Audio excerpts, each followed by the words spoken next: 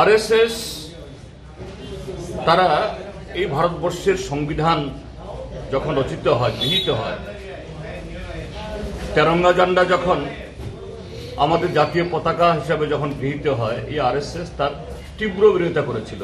তারা বলছিল এই পতাকা আমরা মানি না, এই সংবিধান মানি না। ভারতবর্ষের সংবিধান হবে মনুষ্য সংস্কৃতিকে অনুসরণ করে। এই সংবিধান এটা আমরা বদলাবো।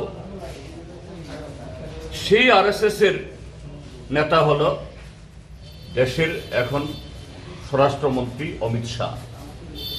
স্বাভাবিক যে ভোটের বাজারে ভোট ধরার জন্য ওই লোক দেখানো ডক্টর আম্বেদকারের মূর্তির প্রতি এই মালা দেওয়া, আম্বেদকার স্তুতি কিছু করা, এগুলি সব কৃত্রিম।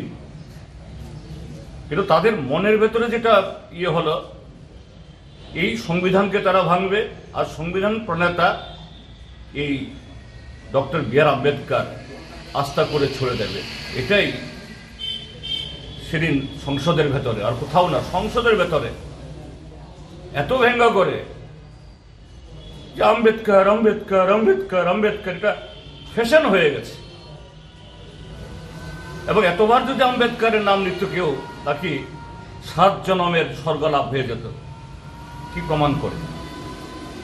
এবং এরা যে কত অপরাধী, এদের যে এই কি বলে অপরাধ করার যে অপরাধের ধ্বংসন,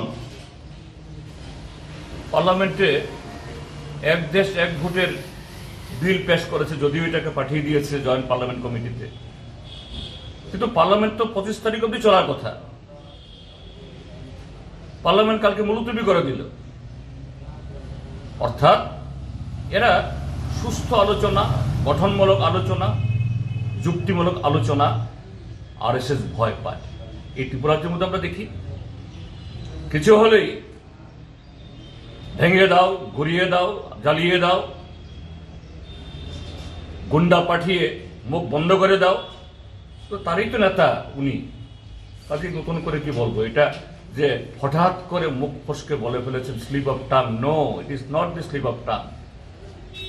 that is the real face of the RSS BJP and its product Amit Shah.